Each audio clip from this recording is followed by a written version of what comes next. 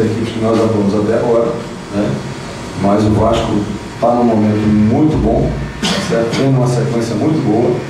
Como eu havia falado na entrevista antes da partida, na coletiva, de que eu meço uma equipe pela quantidade de jogadores com capacidade de decidir o jogo, né?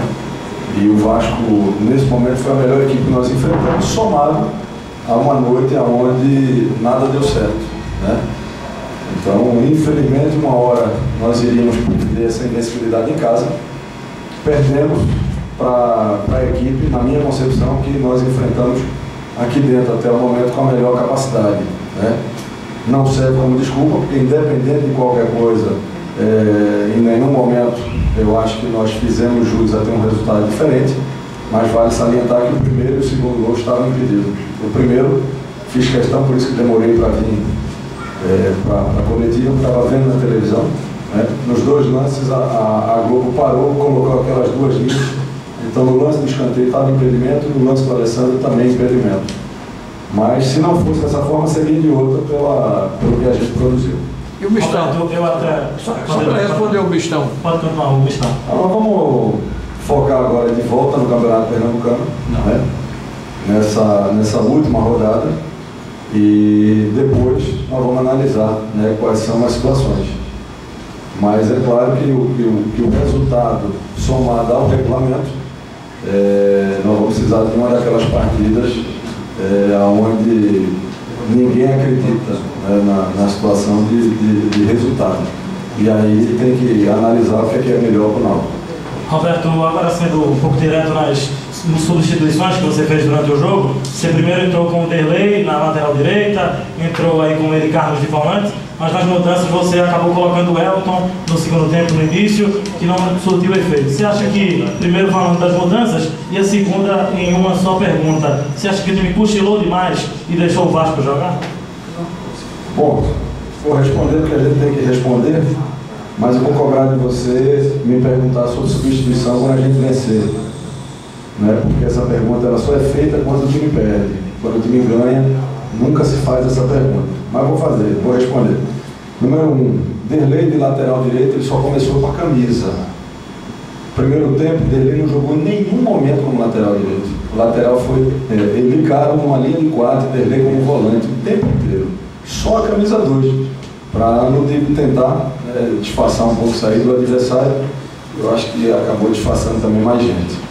Então, no segundo tempo, com a marcação do Derlei em cima do Felipe, o Vasco recuou o Felipe para a linha de volante e soltou o outro Felipe nas costas do Derlei. E isso aí causou um problema para a gente. Então precisava recompor isso aí. E para recompor isso aí, precisava de uma substituição colocando o Elton para fazer essa função, já que o Elton é um jogador que tem a capacidade de marcação maior e ao mesmo tempo é um jogador que sai para jogar com um pouco mais de qualidade. Infelizmente, por questões de cartão, o Elton acabou sendo expulso, né? E aí, mais uma vez, quebrou uma situação, como nós falamos anteriormente, de tentar corrigir. Mas eu acho que isso é um jogo que, da minha parte como treinador, eu vou fazer caça às bruxas. Eu prefiro dizer que foi uma noite que nada deu certo, tá certo?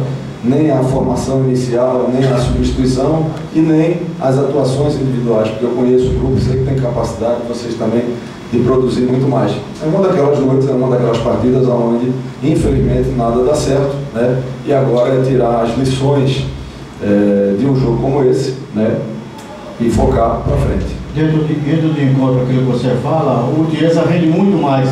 Talvez nesse período de atividade, você pensou nos 3 atacantes, porque se encaixa das vezes que o Chiesa entrou e você referendou por 3 atacantes, a história poderia ser outra. Como a gente aposta e às vezes perde, você apostou e perdeu. Não, sem dúvida, né? Eu já falei mais de uma vez, quem não sabe por que perde também não sabe por que ganha. E eu tinha na partida de hoje uma série de fatores. Não foi uma coisa específica, né, que ocasionou um jogo de tão baixo rendimento. Foram várias coisas, né? Além do Chiesa, nós tínhamos o Wesley e nós tínhamos o Walter. numa condição não ideal, né? Porque não precisa estar repetindo, o Walter estava aí há 46 dias, 48 dias voltando do departamento médico. O Wesley também ficou de fora do último jogo porque estava no departamento médico. O Chiesa também, outro que estava voltando.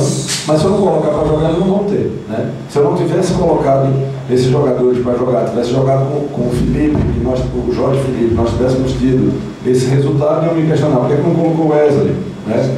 O Wesley, o Chiesa da mesma forma, né? O cara só vai adquirir ritmo de jogo se jogar. Então, eu acho que foi um conjunto de muitas coisas, né? E que acabou resultando numa partida, volto a frisar, que não fomos merecedores de um resultado diferente, né? E que enfrentamos, volto também a salientar, a melhor equipe que nós atuamos até agora na temporada, respeitando todas as outras que nós enfrentamos até agora, mas o Vasco, sem sombra de dúvida, foi um adversário que realmente impôs o seu futebol em cima do Náutico e não conseguimos produzir algo que pudesse ter um resultado diferente. Justamente por essa qualidade, Roberto, eu te fiz a pergunta antes do jogo, se você colocaria algum jogador para fazer uma marcação especial, ou do Felipe, enfim, qualquer um dos jogadores do Vasco. Você dizia que não. Algum arrependimento por isso? Não, porque eu volto a frisar, eu sou a favor de marcação individual quando você enfrenta uma equipe onde ela tem um jogador, ela tem dois jogadores que desequilibram, né? Na minha concepção, no primeiro tempo e até a metade do segundo tempo, não foi o Felipe só que desequilibrou, o Éder Luiz arrebentou, né? Então eu tinha que marcar individual Éder Luiz, eu tinha que marcar individual Diego Souza, eu tinha que marcar individual o Felipe, e com isso, literalmente eu tinha que fazer uma equipe aí com 4, 5 volantes, né? Só para essa situação. E nós não fizemos isso, né? Nós entramos com a equipe para buscar, né, um resultado diferente, sabendo da importância do primeiro jogo. No segundo tempo terminamos a partida antes da expulsão, né, com uma formação com 2 meias, com 2 atacantes, né, com 2 laterais, com 2 volantes, né, procurando manter essa postura aí, mas é aquilo que eu te falei, eu acho que enfrentamos uma equipe que dentro aqui dos aflitos na temporada foi a única equipe que realmente sobrepôs em cima do Náutico. E para fechar, em questão de marcação individual, como eu te falei, eu teria que marcar 4 ou 5 jogadores individualmente.